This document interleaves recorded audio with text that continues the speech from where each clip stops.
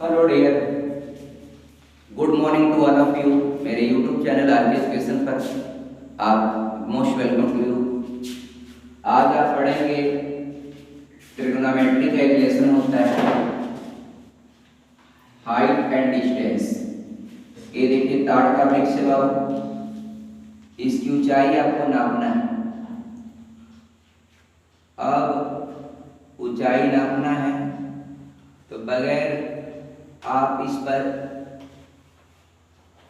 चढ़े आप कैसे नापेंगे? मान लीजिए आपका यहाँ से ये आपका 20 मीटर की डिस्टेंस पर एक पॉइंट है और इस पॉइंट से इसके शिखर का जो है उन्नयन कोण, एंगल ऑफ एलिवेशन। इसको पहली बात की दो चीज तो आप जानी जाए, एक कोई भी उच्च पॉइंट है उससे ग्राउंड तल से जो मिलाने वाली लाइन होती है वो ग्राउंड के तल के अकॉर्डिंग जो एंगल का क्रिएशन करती है, इसी को हम उन्नयन कोण कहते हैं, अंग्रेजी में एंगल ऑफ एलिवेशन। अब ई है, मान लीजिए टॉप है और यहाँ पर ए अमन है, इस कोई पिलर इस पर खड़ा है और यहाँ पर ए जो है नीचे एक कार है, इसको वह देख रहा है। तो देख रहा है तो जो एंगल बनाएगा ना, जो एंगल बनाएगा क्षैतिज तल के अकॉर्डिंग जो ये लाइन होगी, क्षैतिज तल के पैरेलल जो लाइन होगी, इस पैरेलल लाइन के साथ जो एंगल का क्रिएशन कर रहा है लड़का, ये आपका अवनमन कोण होता है। इसको एंगल ऑफ डिप्रेशन कहते हैं। एंगल ऑफ डिप्रेशन, एक उन्नयन कोण होता है, एक अवनमन कोण होता है। एंगल ऑफ डिप्रेशन इसको बोलते हैं अवनमन कोण। ये आपका होता है मित्रों अवनमन कोण। मेरी बात आप लोगों को समझ में आ रही होगी। ये आपका उन्नयन कोण होता है। ये क्या होता है? उन्नयन कोण। देखिए किसी भी टॉप पॉइंट से ग्राउंड या ग्राउंड के तल पर कोई व्यक्ति खड़ा है और वह जो एंगल का क्रिएशन करता है, जो एंगल बनाता है क्षैतिज तल के साथ, जो एंगल बनाता है वो आपका क्या होता है? उन्नयन कोण होता है। ये आपका उन्नयन कोण होता है। अब कोई लड़का अगर बहुत अधिक ऊंचाई पर या कहीं पर भी आपका एक टॉप पॉइंट पर चढ़ करके नीचे की ओर जब ताकता है तो यहाँ से क्षैतिज ये जो आपका है ना, एक जहाँ से देख रहा है वहां से एक लाइन आपका क्षैतिज तल के पैरेलल आप खींचेंगे और उसके साथ वो जितने एंगल पर आपका नीचे ताक रहा है तो ये जो बनने वाला एंगल होता है इसको अवनमन कोण कहते हैं। इसको एंगल ऑफ डिप्रेशन कहते हैं। इसको angle of depression, angle of depression इसको बोलेंगे। इसको एंगल ऑफ डिप्रेशन बोलेंगे आपका। ये एंगल ऑफ एलिवेशन इसको क्या बोलेंगे? Angle of elevation. एलिवेशन माने होता है उन्नयन, यानी उन्नयन कोण और अवनमन कोण। मित्र एक बात आप हमको जरूर बताइए कि जब दो समांतर रेखाओं को कोई तीसरी तिर्यक रेखा काटती है, देखिए ध्यान से गौर से सुनिएगा, ये दो समांतर रेखाएं हैं तो दो समांतर रेखाओं को जब कोई ट्रांसवर्सल इंटरसेक्ट करती, जब कोई तिर्यक रेखा उसको काटती तो ये जो कोण बन रहा है ना, ये दोनों संगत कोण होते हैं। और संगत कोण के ऐसे चार जोड़े बनते हैं। यह एक इस एक के बराबर है, यह दो इस दो के बराबर है, यह तीन इस तीन के बराबर है और ये चार इस चार के बराबर है। ये बातें आप याद रखिएगा। एक प्रॉपर्टी कि जब मित्रों याद रखिएगा कि जब दो समांतर रेखाओं को कोई भी तिर्यक रेखा काटती है तो करिस्पॉन्डिंग एंगल क्या होते हैं, बराबर। करिस्पॉन्डिंग एंगल का मतलब आपका संगत कोण क्या होते हैं, बराबर होते हैं। और दो सरल रेखाओं को या दो पैरेलल रेखाओं को, दो समानांतर रेखाओं को अगर कोई ट्रांसवर्सल या तिर्यक रेखा काटेगी, बोलो ध्यान से सुनो, तो तिर्यक रेखा काटेगी तो संगत कोण का कितना पेयर बनता है, 4 जोड़ा बनता है। ये देख रहे हैं आप 1 2 3 4। और दो बातें और हम बता देते हैं तब आपका आगे बढ़ाते हैं आपको। देखिए अगर दो समांतर रेखाओं को, यदि दो समांतर रेखाओं को, देखिए ये आपका दो समांतर रेखाएं हैं, उसको कोई तिर्यक रेखा काटेगी तो एक तरफ के दोनों अंतःकोणों का योग 180 अंश के बराबर होता है। बराबर थोड़ी होता है, 180 अंश के बराबर होता है। बोलो कर बराबर होता है। हाँ, एकांतर कोण बराबर होता है। तो ऐसे एकांतर बोलो। और इधर का भी आपका, इनका भी योग आपका 180 होता है।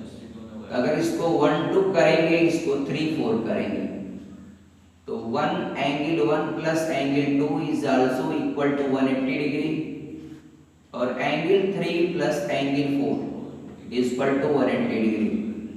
मित्रों एक प्रॉपर्टी आप जानिएगा और एक प्रॉपर्टी और है इसकी, एकांतर कोण वाला।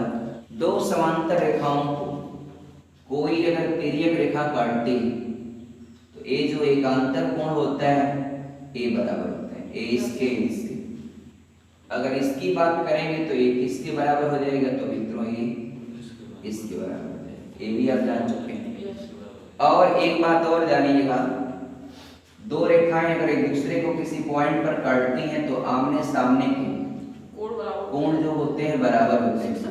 इसको शीर्षाभिमुख कोण कहते हैं, यानी ये आपका शीर्षाभिमुख कोण कहलाते हैं। Very good. कोई भी दो रेखा अगर एक दूसरे को काटेगी तो आमने सामने के जो कोण होता है डियर, वो आपस में क्या होता है, इक्वल होता है, बराबर होता है। ध्यान से सुनिए, ध्यान से। ये ट्रायंगल है। पहली बात कि आपको जो भी त्रिभुज इसमें लेंगे वह कैसा होना चाहिए, समकोण होना चाहिए। समकोण पर ही बहुत सारी कंडीशन लागू होंगी, आप ध्यान से देखिएगा। समकोण इसलिए लिया जाता है कि समकोण के अंतर्गत ही आपका त्रिकोणमितीय रेशियो आप बनाते हैं। अब एक बात हमको बताइए कि परपेंडिकुलर और हाइपोटेन्यूज में रिलेशन किसका होता है, साइन का। परपेंडिकुलर अपॉन हाइपोटेन्यूज ये आपका क्या होता है, रेशियो साइन का। बेस अपॉन हाइपोटेन्यूज रेशियो किसका होता है, कॉस। और परपेंडिकुलर अपॉन बेस का जो रेशियो होता है वो tan का होता है। तो मित्रों आपको ये सोचना पड़ेगा। देखिए आपको यहाँ पर कोई भी साइड निकालना है तो कोई एक साइड दिया होगा तो एक साइड के सपोर्ट से आप दूसरी साइड निकाल सकते हैं। मान लीजिए इसका जो है ये बेस दिया है 100 मीटर, अब इसकी हाइट आपका परपेंडिकुलर की हाइट आपको निकालना है तो एक मान और दिया रहेगा आपको, एंगल दिया रहेगा। एंगल अगर एंगल दे दिया मान लीजिए 60 डिग्री सपोज करिए, तो आप इसमें आपको ए निकालना है परपेंडिकुलर। आप सोचेंगे सर कौन सा क्या लें, tan लें कि साइन लें कि cos लें, आपके मन में होगा। तो आप एकदम आराम से करें भैया। जब आपको देखिए, जब आपको परपेंडिकुलर और बेस में रिलेशन स्थापित करना है तो या तो tan ले लीजिए या तो cot ले लीजिए, लग जाएगा। tan का मान आप आसानी से याद रखते हैं तो उसको ले लीजिए। अगर आपको ए हाइपोटेन्यूज यानी कर्ण निकालना है तो कर्ण निकालना है डियर, तो बेस है आपके पास तो पास ले लीजिए। और अगर ए दिया होता और ए पूछता या ए दिया होता और ए पूछता तो साइन ले लेते हैं, कोई टेंशन नहीं आपका। अभी सवाल में मान लीजिए ये आपका ए भी एक मीनार है, ए भी क्या है मित्रों, एक मीनार है। इस मीनार के टोपी पर अमन बैठ करके क्या कर रहा है, तिरंगा झंडा लहरा रहा है। ऐसे तिरंगा झंडा हमारे देश की आन बान शान है। उस तिरंगे झंडे को हम सभी का सैल्यूट भारत माता के लिए उनका। तो डियर मेरे कहने का मतलब अमन तिरंगा लहरा रहा है। अब भोलू आप जानना चाहते हैं कि ये अमन जो है ग्राउंड से कितनी ऊंचाई पर तिरंगा झंडा लहरा रहा है, लेकिन इनको इतना पता है कि ये मीनार से के तल से 100 मीटर की दूरी पर एक पॉइंट है, इस पॉइंट से ताक रहे हैं तो अमन का जो उन्नयन कोण है वह 60 डिग्री है। अभी तुरंत ट्रिग्नोमेट्री यानी मैथ का इस्तेमाल करके लिखेंगे। यहाँ पर सी कर लेते हैं, त्रिभुज यानी ट्राइंगल ABC में, और बस सिंपल बोलेंगे tan 60। tan ही क्यों लिया, क्योंकि हमें आपका परपेंडिकुलर और बेस में रिलेशन देना है। तो परपेंडिकुलर और बेस में जो रिलेशन होता है वो tan का होता है। tan थीटा इक्वल टू आपका होता है perpendicular upon base, sin theta equal to perpendicular upon hypotenuse, और cos थीटा बराबर बेस अपॉन हाइपोटेन्यूज। कंफर्म, कोई दिक्कत नहीं। अभी देखिए ग्राउंड से अमनवा कितनी ऊंचाई पर बैठा है, तो tan थीटा tan 60 बराबर ये हो जाएगा, इसको मान लीजिए h ऊंचाई पर बैठा है लड़का, तो आपका h बटे ये 100 कर देंगे बेस। अब tan 60 का मान मित्रों आपको याद करना पड़ेगा, √3 होता है, तो √3 कर देंगे और h अपॉन 100 कर देंगे बाई क्रॉस मल्टीप्लिकेशन। तो आपका h बराबर हो जाएगा 100√3। और मित्रों जैसा कि जानते हैं √3 का मान कितना होता है, निशान 1.732 यही होता है ना। तो 100 गुणे 1.732, एक गाड़ी में 3 का √3 का मान होता है। 2-3 मान आप लोग याद रखिएगा। एक तो √2 का मान होता है 1.414, √3 का मान होता है 1.732, और √5 का मान होता है 2.236। ये सब मान होते हैं, इसको आप याद रखिएगा। अब डियर आपका 100 से गुणा करते हैं तो डेसिमल 2 स्थान दाएं खिसकेगा। किधर खिसकेगा, दाएं। तो कितना हो जाएगा निशान फाटक 173.2 मीटर। तो लड़कवा जो मनवा झंडा उड़ा रहा है वह ग्राउंड तल से कितनी ऊंचाई पर उड़ा रहा है, 173.2 मीटर की दूरी पर। निकाल लिया आपका, कोई कंफ्यूजन, एनीबॉडी आपका, नोबॉडी आपका। चलिए आगे बढ़ते हैं मित्रों। यहाँ पर एक पिलर लगा करके एक रस्सी बांधी हुई है, और इस रस्सिया पर एक लड़की है जो चढ़ रही है, इस पर चढ़ रही है, और ग्राउंड से ये दूरी दिया है।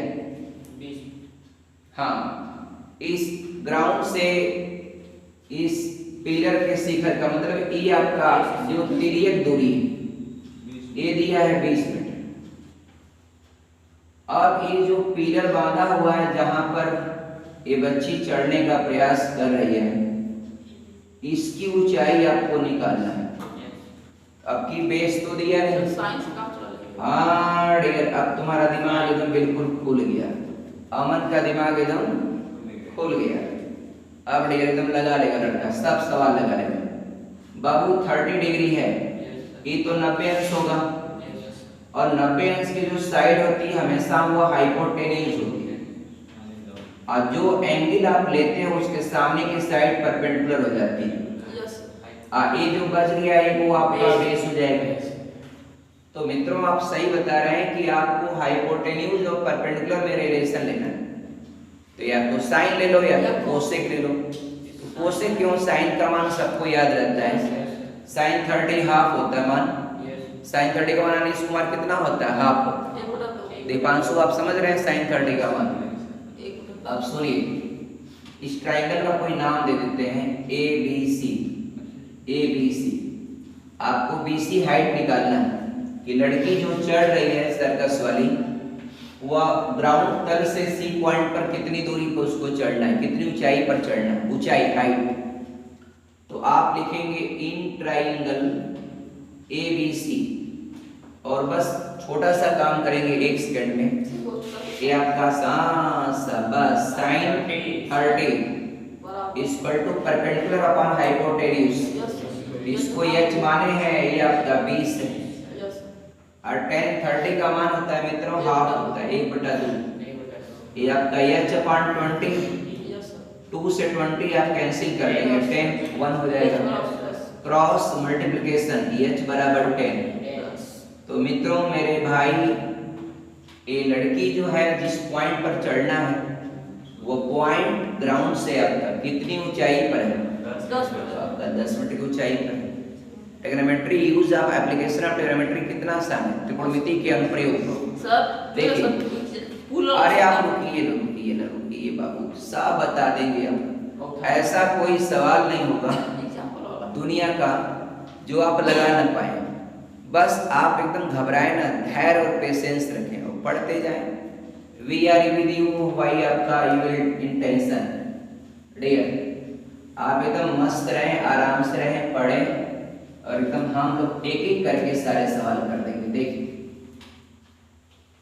अगला सवाल है मित्रों, देखिए ध्यान से। आंधी आई, पेड़ टूट गया। अब पेड़वा टूटा बाबू, तो टूटा नहीं, टूट के छटक नहीं गया। हाँ, छटकना नहीं समझ पा रहे। if any product, if any things, if any stick आपका after breaking आपका both part will be separate from each other, उसको बोलते हैं छटक जाना। if after breaking, if आपका they will also attach to that point, आपका this phenomena is known as आपका मुरुक जाना। नहीं समझे तो? गन्ना उन्ना देखिए, अमन कभी बचपन में तोड़ता था गाँव वालों के खेत से गन्ना, तो जब तोड़ता था तो गन्ना कभी कभी मुरुक जाता था, तो छोड़ देता था, और खड़ाक दे टूट गया तो उसको लेके भाग जाता था। गन्ना का पता नहीं आप लोग तोड़े हैं कि नहीं तोड़े हैं, हम लोग बचपन में बहुत तोड़ते थे। तोड़ के गन्ने की चोरी, वो चोरी की नहीं कहलाती, तो बच्चों का प्यार होता है, बच्चे गन्ना आपका ऐसे चूसते हैं। एक पेड़ है यहाँ पर, निशान पाठक समझिएगा इस पेड़ में, एक पेड़ है बाबू, आए पेड़ ग्राउंड से है ऐसे, और जब आंधी आई तो बोलू यहाँ से पेड़वा टूट गया, और टूटा तो बाबू है यहाँ करके जमीनिया में छुआ गया ऐसे। बात समझ रहे हैं? ऐसे यही है सवाल में। अगर सवाल का फिगर आप बना लिए तो सवाल लग जाएगा, यानी इसका मतलब सवाल फिगर बना लिए मतलब सवाल आप समझ गए। अब कोई दिक्कत ही होती नहीं है, आपका 2 समीकरणों का तुलना करना होगा वो भी कर लेंगे, बस मस्त आप पढ़िए। और आइडेंटिफिकेशन का सवाल हर कंपटीशन में आपको आता है, कंपटीशन में आता है, पॉलिटेक्निक में, इंजीनियरिंग में आता है। और आइडेंटिफिकेशन आपको इंटरमीडिएट से लेकर के आगे मैथमेटिक्स पढ़ेंगे तो आपको हर जगह आएगा। मान लीजिए कोई पहाड़, मित्रों बोलू आप सोचिए माउंट एवरेस्ट की ऊंचाई कैसे नापी गई होगी शुरू में, तो इसी ट्रिग्नोमेट्री के इसी इस्तेमाल किया गया होगा कि मान लीजिए कोई पहाड़ रहा होगा यहाँ पर, ये आपका पहाड़ है ऐसे ऐसे। अब यहाँ ग्राउंड से इस पहाड़ की वर्टिकल हाइट निकालना है, तो ग्राउंड से कितनी दूरी पर है, ये दूरी का लिया गया, ये दूरी आपको पता होना चाहिए, तो ऊंचाई निकालनी, कुछ भी एक पता होना चाहिए ना। अब मान लीजिए आपका मित्रों यह जो है 10 किमी है, और यह एंगल जो है 45 डिग्री। सोचिए अब आपको ये ऊंचाई निकालना है पहाड़ की सीधी ऊंचाई, तो वही करेंगे tan 45 बराबर आपका h/10। तो आपका 45 का मान 1 होता है 1/1 h/10, तो h का मान क्या हो जाएगा 10 किलोमीटर। तो ये पहाड़ कितना ऊंचा है 10 किलोमीटर। आप जानते हैं कौन आधार? अगर 45 का मान मित्रों 1 होता है तो आपका बेस और हाइट दोनों इक्वल होती है। अगर ये एंगल ऑफ एलिवेशन 45 है, ठीक, तो आपका जितना आधार होगा उतनी ऊंचाई होगी, क्योंकि 10 45 का मान 1 होता है, तो 1/1 करेंगे तो वो तिरिया गुणा करेंगे तो दोनों क्या हो जाएगा बराबर हो जाएगा। आगे बढ़े इस सवाल में देखें, आप अपना आदि वाला सवाल देखिए। अब यार इसमें क्या है जरा समझिएगा। जब ये टूटता है पेड़ तो जमीन पर आकर के भाग आपका ऊपर वाला टच हो जाता है। अब टच हो जाता है तो टच होने के साथ डियर ये जो एंगल जो बनाता है, कोण बनाता है, वो 30 डिग्री का बनाता है। अब पेड़ के ग्राउंड से जहां पॉइंट पर टच हुआ ऊपरी सिरा, यह 8 मीटर की दूरी पर, ठीक है भाई। अब आपको निकालना है पूरे पेड़ की ऊंचाई। तो मित्रों हमको तो ये भी चाहिए और ये भी चाहिए, तो इसको हम h मान लें और जो भाग ए निकाल लेंगे यही तो खड़ा था ऊपर, तो इसको आप x मान लीजिए। हाँ एकदम रुकिए बाबू, एकदम इंतजार करिए, थोड़ा इंतजार का मजा लीजिए। हाउडी, लेकिन लड़का आपका इंतजार करना नहीं चाहता, एकदम बेताब रहता है एकदम ट्यूशन को लगाने के लिए। शाबाश अमन को शाबाश। ठीक है, ये देखिए tan 30 लेंगे बाबू। Yes sir. tan 30 लेंगे तो यह परपेंडिकुलर अपॉन बेस हो जाएगा, h/8 हो जाएगा। tan 30 का मान होता है 1/√3, ये आपका h/8 क्रॉस मल्टीप्लिकेशन कर लेंगे तो आपका √3h बराबर 8 हो जाएगा, तो h बराबर 8/√3। This is the height of this part, आपका जो ऑलवेज जो ऑलरेडी क्या है खड़ा है। अब आपको एकदम घबराने की आवश्यकता नहीं। अब आप कॉस ले लीजिए तो परपेंडिकुलर अपॉन हाइपोटेन्यूज कर लेंगे, तो cos 30 बराबर हो जाएगा A base upon hypotenuse 8/x। cos 30 का मान sin 60 के बराबर होता है, sin 60 का मान होता है √3/2।